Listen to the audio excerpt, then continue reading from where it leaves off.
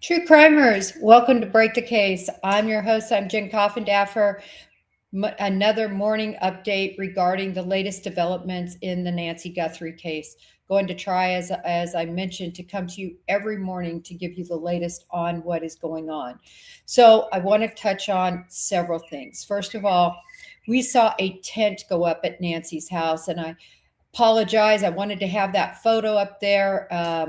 Having a little trouble sending that photo, but nevertheless, a white tent went up over the stoop and doorway area of Nancy Guthrie's house. Why? Because the FBI wanted to do their evaluation of the perpetrator's height without the media watching what they were doing.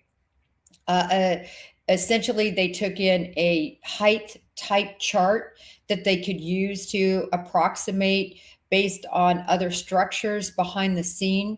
And that's what they did. I also believe, although we haven't seen what they came up with, I also believe they have the approximate shoe size of the individual. I'm hoping they'll come out with that. There are those Satil tiles there. There is absolutely no way they shouldn't be able to check what is the shoe size of this individual compared to that tile.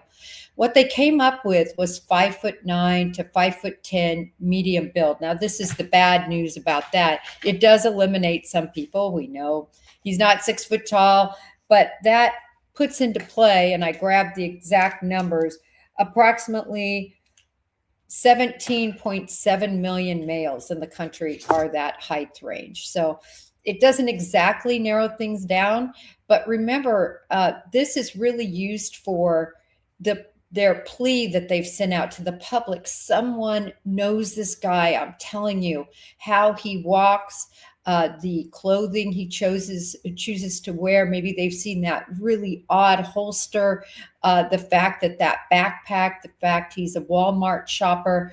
You know, the reason I keep comparing this case in several ways to lots of other cases, just for reference, cases you all know in the true crime community, is Luigi Mangione.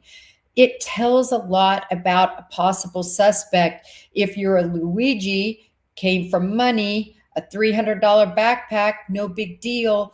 It shows sort of the demographic and cultural mores, if you will, of a perpetrator. When I see somebody dressed like him, slinging around a Walmart backpack, he seems much more of your average Joe of just normal means.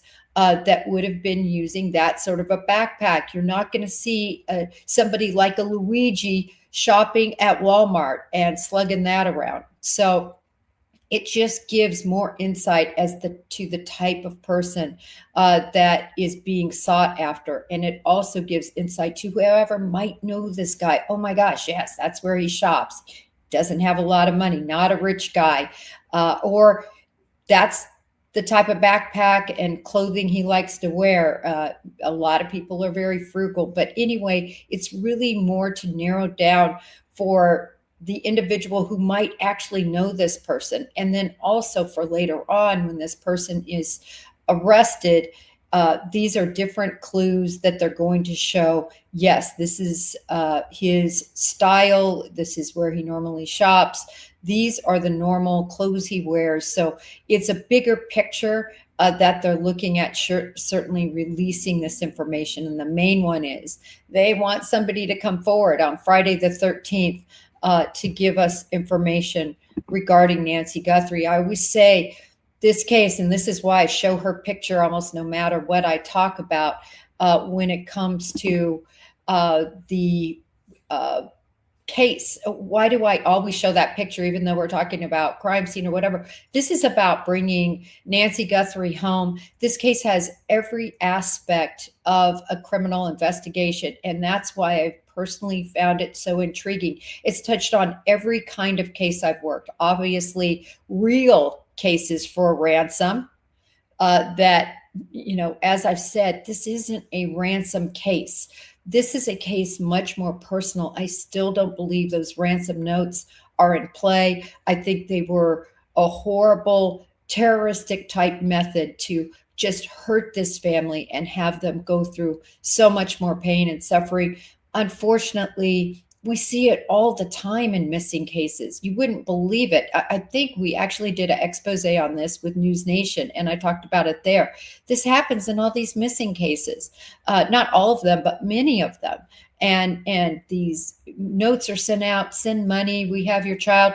Even, and in this expose, we talked about it. If your child's voice and obviously their image, they can send all sorts of AI misdirected type of imagery and verbal audio files that can make a person believe it. And it happens all the time. And the families actually send the money when they go directly to the family members early on before law enforcement gets involved. That happens a lot.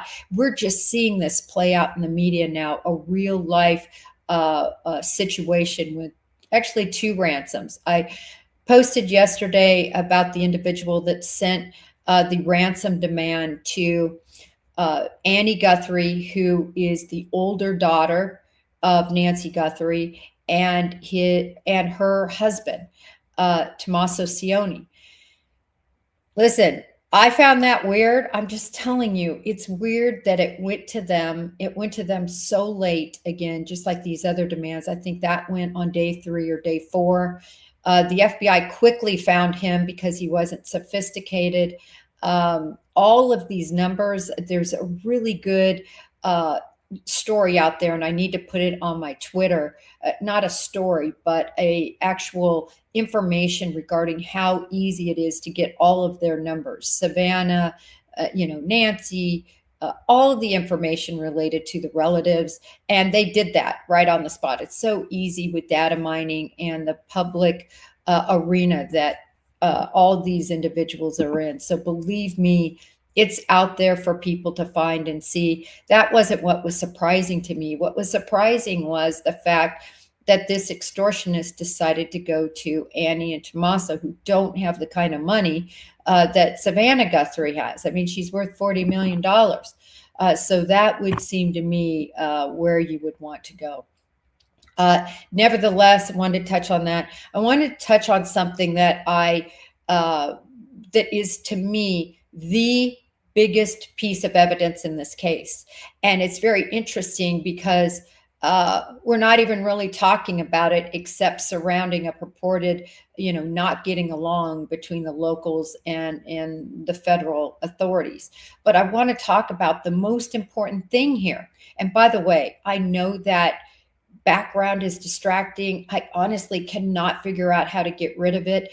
One of my editors from before put that on there, and I liked it for certain things. You'll see it at the very end and beginning. I'm not trying to digress, but for those of you asking me to remove it, believe me, I'm trying to get it removed as soon as possible because I know it is distracting. Nevertheless, in regard to Nancy Guthrie and this particular case, the most important piece of evidence, everyone, is the glove found inside the house that we're hearing about. This glove that was sent off to the lab to get tested. Gloves can be, I'm not going to say always, but they can be an absolute gold mine for finding DNA. Why? Because every time they grab something, you use your fingers, you create friction, and that friction rubs against the inner layer of that glove, and those epidural cells can wipe off, and we have, ta-da, touch DNA. But there's also other DNA that could be there from sweat from those palms during this situation. But, we don't know if this guy had sweaty palms. He looked as calm as hell to me in that footage, like he didn't have a care in the world, but he still could have sweaty palms. And then, of course, that hand hair that could be in those gloves. So it's critical to me. That glove, I can't believe more people aren't talking about it. That, to me, could be the most critical piece of evidence there is. I posted on Twitter this morning Sheriff Nano's response to this media play that the FBI and the are not getting along. And I just have to tell you, we just don't know that's true. We really don't. And I'm going to touch on this more, but essentially, what he said, and he actually did an interview with a local reporter, even though he said he's not going to be interviewed. He did an interview and he said, listen, it's at our normal Florida lab uh, that we always send everything to. And let me see, it's called DNA Labs International in Florida. And he said that they're doing the work pro bono, which I found very interesting. That that's even sort of an issue to do anything pro bono. Of course, that's why the FBI lab is great, because it's not going to cost the local authorities any money to send it there. But basically, he said that's where everything went to. And I found this interesting too. He said he had a discussion with the FBI leadership and they agreed, listen, this gloves, the recent gloves that were found on the roadways as they're doing those foothill searches along the roadside, that those gloves are also going to go to the same lab. They're not going to go to Quantico. And I fully believe that that's the right call. The reason it's the right call is because when you have certain profiles that have been established and certain DNA known information, you don't want to send it off to another lab to start all over again with everything that they've already sent. So it makes all the sense in the world to send the newly found information to the lab that they are already using. I hope this lab is good. I hope these technicians are good. We're going to see, but I wanted to update everybody about that particular situation. Many people know, and this was sent to me the night before this all blew up because I think TMZ blew it up. But the footage of the guy 5 miles away with 2 backpacks trying to get into a yard, vaping away, not a care in the world, sauntering around in the middle of the night. From the beginning, I said, this just is not involved. It's not the same clothing. It's not the same footwear. It's not the same height. It's not the same build. It's not the same backpacks. This was so blown up. It was so unbelievable to me. Yes, the FBI should take the lead and just follow up on it, but there was not really an inkling, other than he had a backpack, and in fact, this guy had 2, that this would be the guy. I don't want to belabor that too much. I just want to say, can you see what's happening within the media? Can you see that any nugget of truth is just being blown up to keep the story alive? For instance, this huge fight that's supposedly going on. Look, there's no doubt that Nanos was under investigation before for misappropriation of funds from the FBI. He was eventually cleared. Somebody else took the hit for that. And there might not be any love lost. Look, it took him almost 3 days to call in the FBI for support in a case like this. That's bad. But there's been other jurisdictions that were worse. Delphi waited a whole month and then kicked the FBI out. So you never know what's going on behind the scenes. But I truly believe that this is a exacerbation of really what's going on. I think that likely the actual boots on the ground agents and officers are working very well with one another. I think even the command staff, at the supervisory level, they're probably working great. These decisions that I think were made about the lab, they were made early on. There is a press release, I'm going to try to find it and repost it, where I thought he said the Tucson division was closed or something or having issues, but we sent it to the Phoenix division. I still think it's this Florida lab, but I think he was talking about sort of locally where they take the actual items. That's what I think. I'm not sure. You would think some of this could possibly be sent, but remember, DNA is so fragile. It can't be in plastic wrap. It can't be in anything that would cause moisture and further degrade it. It's always within either a box or cardboard or a bag. So that's critical. So I don't know how this was transported, but whether it was done physically to a local version of the lab, because I know he said that, and I'm going to find that footage. But his contract and who he always deals with, he said right from his lips, I heard it, is this Florida lab again, that he always uses. So that's where that is. I want to talk a little bit about some of this source information that all these media sources are talking about, right? I want to talk about the 5 things that I've heard specifically from source information, not from law enforcement, not something we've seen with our eyes, but from source information. 1, second glove, that a second glove was found. That's source information from Fox. Fighting, that's been from multiple outlets, about this tension that exists.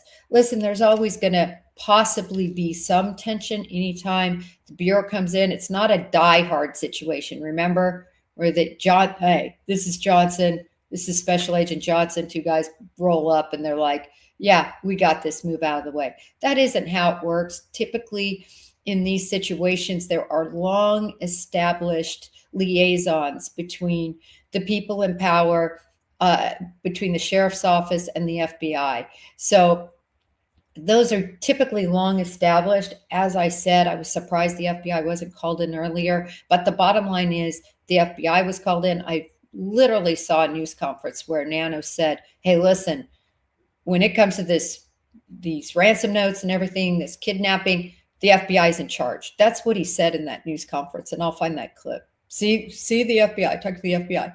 But venue, legal venue lies within the sheriff's department, period, end of story. There is zero federal nexus here that has been established. So because of that, you're not going to have the legal right of the Bureau to go in.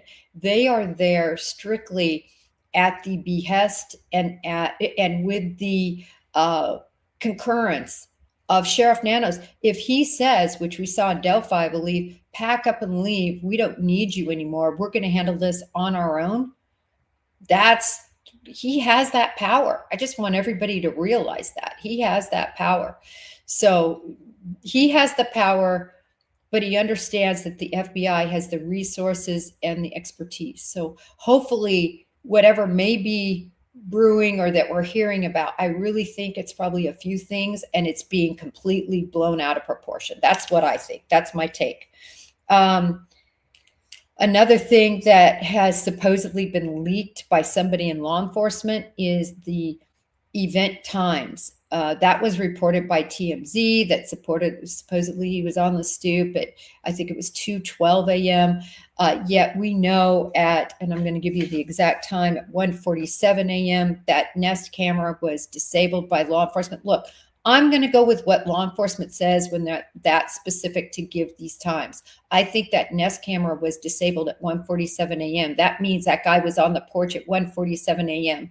And that's why those people that were trying to say and blow out of proportion this tape from 5 miles away, like, are you seriously going to be vaping, slugging around backpacks and trying to open a fence when you're getting ready to commit one of the biggest kidnappings in certainly a decade that anybody at least knows about? Come on. The bottom line is I just reemphasize that because I think we all have to be careful not to blow out of proportion some of this information and some of these leads that these armchair quarterback sleuths behind the scenes are putting out there for clicks and views. I believe that's what that was all about. I really, truly believe that. And then it spun out of control when TMZ got a hold of it because, again, they're saying they have a source that says that footage is at 2:12. I just don't believe that. I'm not saying I don't believe that they weren't told that. I don't believe that. I think it's 1:47. So I think the timeline we have, at least regarding 2 things, that the Nest camera was disabled in conjunction with the pacemaker disconnecting from the Apple Watch that was on her nightstand. I think those are hard and fast times we can use. Do I think other people might have been on property and seen on camera, or perhaps even an animal? We've seen those javelin pigs that are in that area. Yes, it's possible. They talked about another person possibly being on camera. Is that roof camera? And by the way, that roof camera, I think, might possibly hold a lot of answers as to the vehicles. There's also license plate reader information from other nearby stores. We already know that Circle K footage exists. Listen, there's so much out there that the FBI and local law enforcement have behind the scenes. But what I hate to see are leaks. I really do. And I know I'm in the media, but I hate to see leaks, because at my core is being an agent and caring about Nancy being found and caring about this family having answers. That is what is at the crux of this case. And no FBI agent or law enforcement officer worth their salt and worth their oath should be leaking information, because it could compromise the investigation. Now, having said that, listen, the media has a job to do. That's their job, is to probe and to interview and to get information and to have sources and to have those people tell them. So I get it. I get it. They are doing their job, and I don't fault media at all for doing their job. That's their job, and they should do it. What I do fault are people, if this is true, leaking information about times, about other evidence, about gloves. They leaked information about whether the family had hired a PI or didn't hire a PI. I mean, who is talking like this from a law enforcement aspect? I tell you, there's 2 cases, and I posted them. FBI agents lose their job for doing that. Period. It's over. And not only agents, support staff, anybody behind the scenes. If you report information to TMZ or anything else and it goes back to you, you're done. You're done. All those years of training, the salary, which, by the way, somebody reported that the salary was in the mid 6 figures. No. The salary for an FBI agent right now, middle range, is about $80,000. That's what an FBI agent is making. And when you look at the hours they work, it's unbelievable. I actually figured it out when I retired. I looked at how much I had made on average, right? The most I ever made as an FBI agent was certainly when I was on the FBI director's detail, because you get real overtime. So when I worked 80 hours, I got 40 hours of overtime. But when you're in the field, you don't get that. You work 80 hours, you are on salary and what they call AUO, which is a 10% overtime. And that's it. You're capped right there, 10%. So if I work, just say I work 40 extra hours, I'm only get paid for 10% of that. And that's how it works. And that's fine. No one gets into the FBI for money. No one. You're going to be middle class. You're going to have, you're going to be fine. You're not poor, but you're just middle. So these police officers are getting paid probably 30 to 40,000.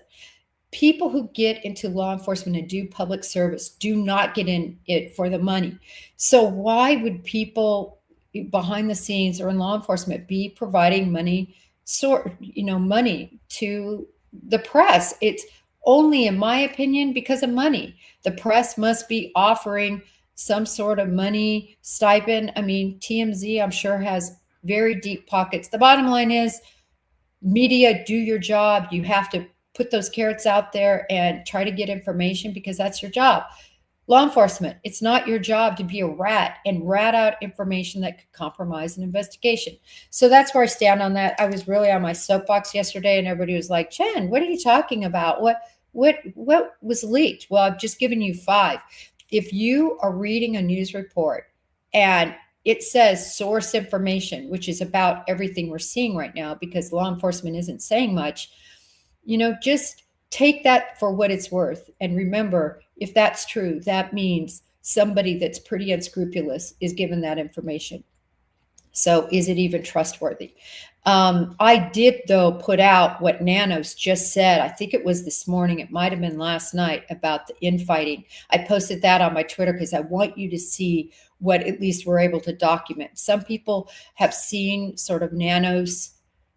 I mean, I've seen it myself. I know sometimes he says kind of one thing and then he kind of goes back and says a little something else. Look, they are not trained professionals. You remember this happened in Idaho, a lot of mixed messaging early on. Finally, they hired a professional. They got a grant and they finally hired a professional to send out the messaging. The FBI has professionals that's what they do. They handle the media. They're FBI agents and they served as FBI agents, but they typically have media background and they serve as the spokesperson for the FBI offices.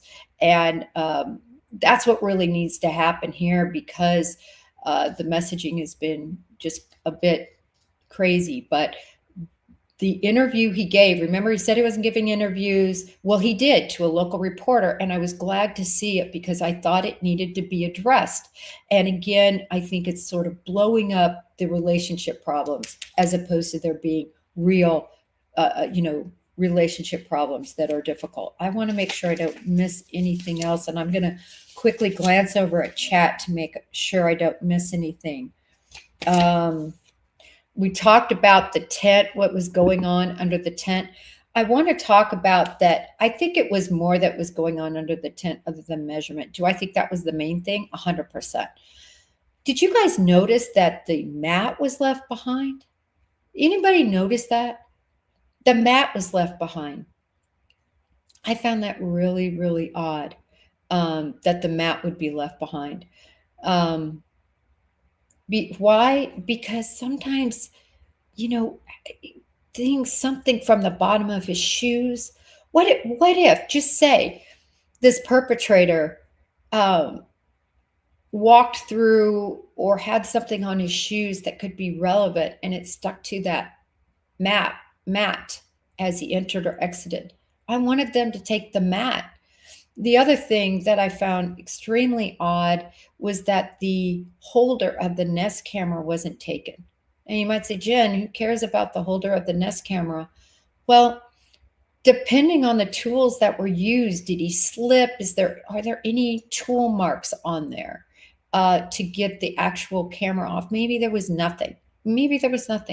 I would have taken that, especially because if someday they find that missing camera, they want to show marks from that holder to the Ring camera or to the Nest camera upon its removal. They should have both pieces. I was surprised that when I first saw that footage, I'm like, oh my God, please take the mat. Please take the camera holder. Okay. Let's see. I think we've gone through everything.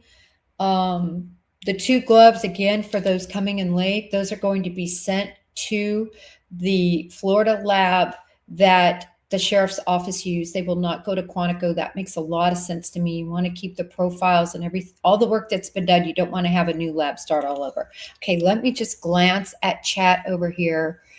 Let's see. Yes, sweep and vacuum. There's just so much that could have been done with that mat to just make sure. For instance, I've had cases where somebody had mud, and I know this is unlikely in this desert environment, but something unique on that shoe that maybe could be traced back to another location later. In other words, once you find this individual, that you can further connect him to the scene and is relevant. So anyway, I haven't seen footage yet, but I want that. Hopefully that News Nation drone will get in there and we'll see that they finally took the mat. Maybe it's too late because so many people have trampled on that mat and it's so corrupted with all the other, left behinds that could have been there, right? It's Lockard's theory. And Lockard's theory states quite clearly that when you go on a crime scene, you bring part of you, and when you leave, you take part of you. So Anyway, no crime scene tape up, tent gone. And that's where we're at in the investigation right now. So no huge things, but I wanted to touch on everything. I mean, I've talked here for probably 20 minutes. So definitely a lot that went on yesterday. We'll watch it today. Planning on doing these morning sessions. I typically have a media hit. Please watch Marky Martin in the morning. She's great. This morning she had myself on, the boots on the ground reporter, and also Chris Swecker. I've talked a lot about Chris Swecker. I had Chris Swecker on my show. I talked to him not regularly, but certainly about cases and other things. We just have a lot in common. He was my supervisor when I was in the Houston division. I say my supervisor. He was actually the assistant special agent in charge when I was a newbie agent, and yeah, I was running and gunning back in those days, and he was approving all my running and gunning. So we go way back. And then also he was a quarterback at Alcorn State, I believe it was. No, Alachua State, I believe. And really good quarterback, great arm. He's a big guy. I mean, he's got to be 6'2"-ish, maybe more. Anyway, we always played on the weekends. And again, I was a Betty Bureau, married to the Bureau, and all the things that you do in the Bureau. And on the weekends, we always got together and played flag football on Saturday mornings early.